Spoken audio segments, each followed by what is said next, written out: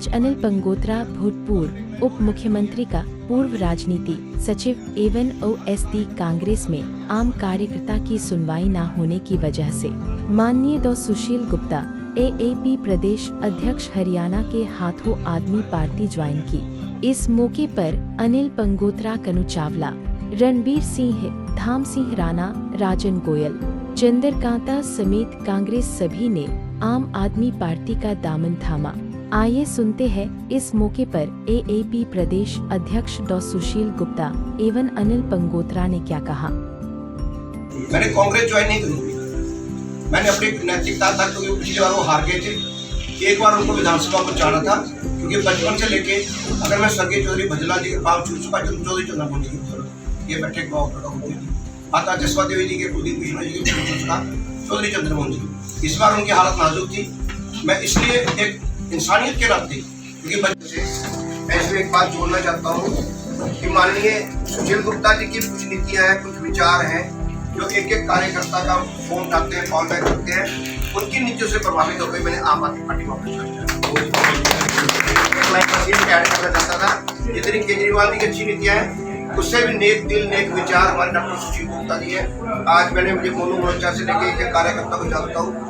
आज मैं आपको ओपन चैलेंज के साथ पत्रकार मणिपाल जी बैठे हैं, आपको ओपन चैलेंज करता हूँ, प्रदेशाध्यक्ष कांग्रेस के फोन लगाओ, कोई उठा दे दो, बीजेपी का उठा लो, INLD चाहे आज हाशिए में चले उसके प्रदेशाध्यक्ष का फोन डालो। लेकिन हमारे जो माननीय प्रदेशाध्यक्ष जी डॉक्टर सुशील गुप्ता जी पहले राज्यसभा सांसद भी थे, तब भी कार्यकर्ता का फोन डालते थे, बिजी होते थे, 2-3 घंटे में कॉल बैक करते थे। मैं यही कहूँगा कि इनसे भी प्रभावित किस तरह मिलते हैं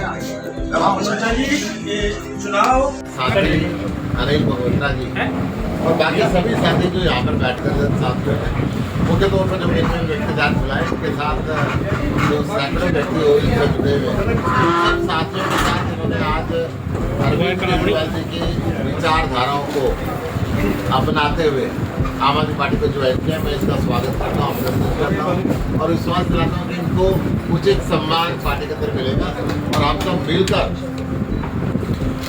इस देश की जो मेन समस्या है, शिक्षा की, चिकित्सा की, बिजली की, पानी की, रोजगार की, जो आम आदमी पार्टी का मुख्य एजेंडा भी है, उन सब आवश्यकताओं के लिए लड़ाई लड़ेंगे। आज हरियाणा के अंदर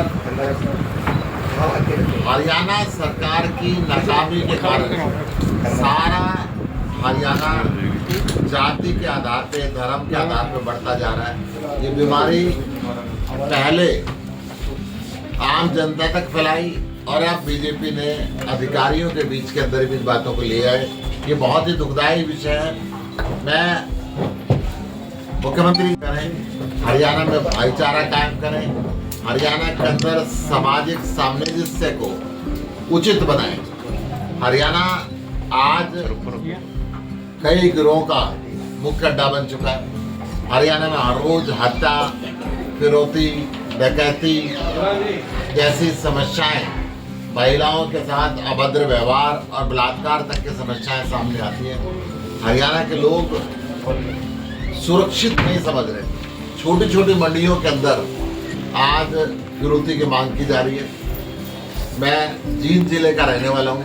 हमारे यहाँ पिछले दिनों लगभग 2 दर्जन से ऊपर ऐसी घटनाएं घटी कि दिल दहल गया और पूरे प्रदेश के अंदर आज नशा फैल रहा है, अपराध फैल रहा है और भ्रष्टाचार चरम सीमा पे पहुँच चुका है। पहले से 3-4 गुना रिश्वत बढ़ चुकी है हरियाणा के अंदर।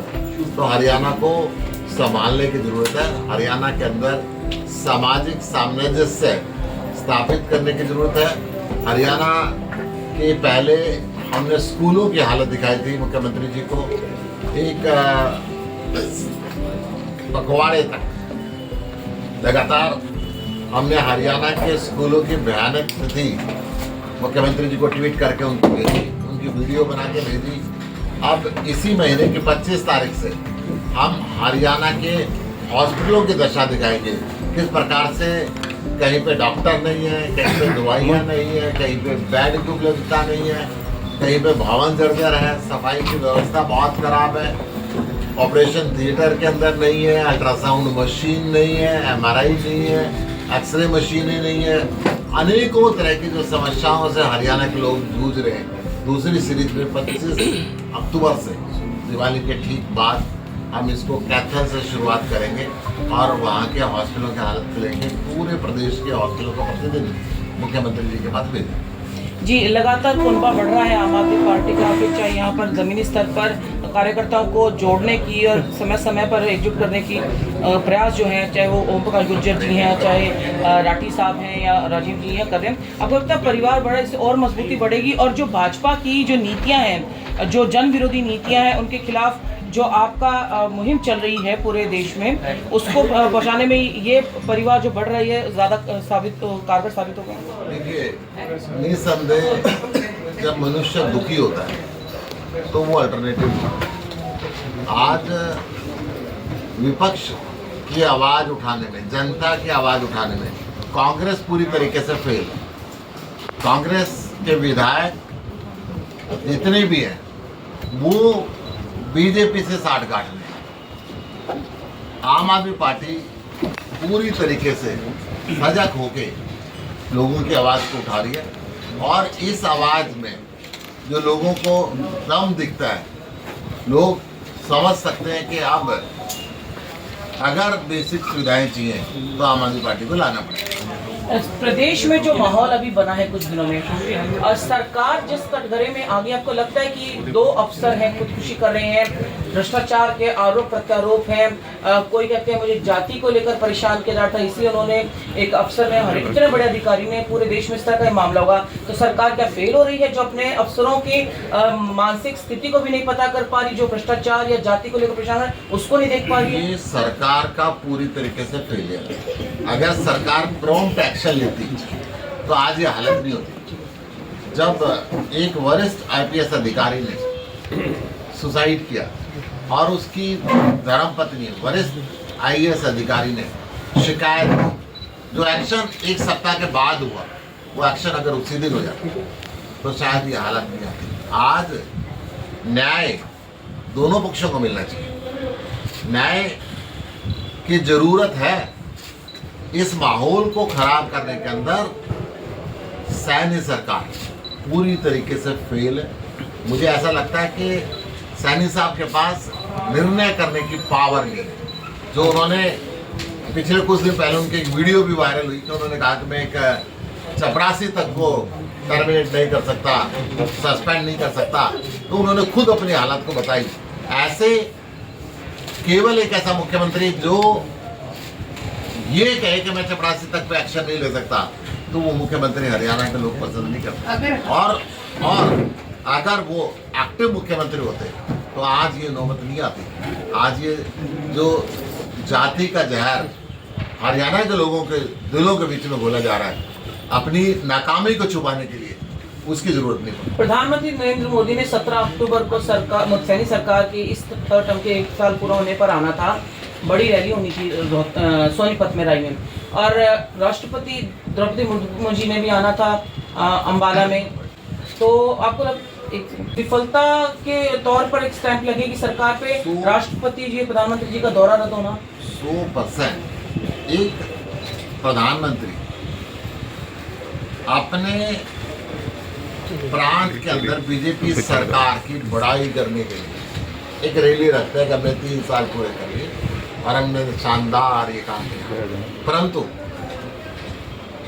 हरियाणा के लोगों की दिलों की भावना को पहचान कर के विरोध होगा, भयंकर विरोध होगा, प्रधानमंत्री को रैली कैंसिल करनी पड़े, इससे शर्म की बात राज्य सरकार के लिए नहीं हो सकती, बीजेपी के लिए नहीं हो सकती। पंजाब की बात की जाए तो बरसातों में मतलब काफ़ी मिसमैनेजमेंट देखने को मिला था। अगर पंजाब की ही बात की जाए, साथ लगता है जीरकपुर की बात की जाए, काफ़ी जगहों पर पानी इकट्ठा होना, इस तरह पंजाब के अंदर इस दफ़ा एक बहुत ही बड़ी ऐतिहासिक बाढ़ आई थी। पूरे पंजाब के अंदर प्राकृतिक आपदा थी। पंजाब सरकार का एक एक मंत्री और एक एक विधायक खुद खड़े होके उस बाढ़ग्रस्त क्षेत्रों के अंदर था। अरविंद केजरीवाल जी ने पूरे देश से अपील की थी और पूरे देश से कार्यकर्ता साथी जो भी सहायता कर सकते थे वो सहायता लेके पंजाब के गांव-गांव पहुंचे थे। और पंजाब राज्य एक पहला ऐसे राज्य है कि 20,000 रुपये प्रति एकड़ फसल खराबी का मुआवजा किसान के बैंक के अंदर भेज दिया। हरियाणा सरकार के अंदर भी आज तक वो गिरदावरी पूरी नहीं हुई। 20,000 रुपये एकड़ देना तो बहुत दूर की बात है। हरियाणा के भी 22 जिलों में से 16 जिलों के अंदर बाढ़ आई थी और 16 जिलों के अंदर फसल तबाह हुई थी, परंतु सैनी सरकार आज तक उन किसानों की कोई मदद नहीं करती। गुप्ता जी, आपने कहा सेकंड चरण में शुरुआत होगी जो सरकार के सामने में चलाएगी। पंचकूला में भी होगा ऐसा कुछ, क्योंकि पंचकूला में पिछले 1.5-2 साल से कुछ नहीं हो रहा सिवाय प्रेस नोट के। 25 अक्टूबर से इसकी कैथल से हम शुरुआत करेंगे और हर जिले के अंदर जो मेडिकल व्यवस्थाओं का बुरा हाल है उसकी वीडियो बना के मुख्यमंत्री को भेजेंगे, उनको ट्विटर पे टैग करेंगे, फेसबुक पे टैग करेंगे और सीधा उनको बताएंगे इन हॉस्पिटलों की हालत का।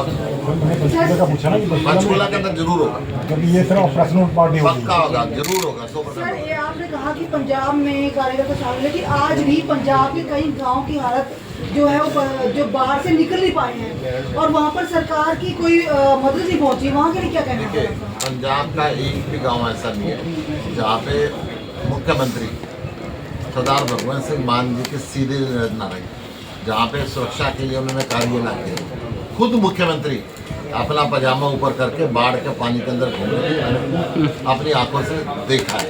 और अगर ऐसे कोई गांव का आपके पास नाम है जहाँ नहीं पहुँचे तो आज ही पहुँचेगा, मुझे गांव का नाम दे। अगर कांग्रेस की बात करें तो नए प्रदेश अध्यक्ष बनाए गए हैं। एक विजेंद्र जी नई सद्भावना यात्रा भी हरियाणा में निकाल रहे हैं, जिससे भी कई गुट दिखाई दे रहे हैं, कई उसमें नई कांग्रेसी जा रहे हैं। तो कैसे देखते हैं इन चीज़ों को, कांग्रेस कहाँ जा रही है? राहुल गांधी जी पार्टी में, कांग्रेस पार्टी में एकता लाने में पूरी तरीके से फेल।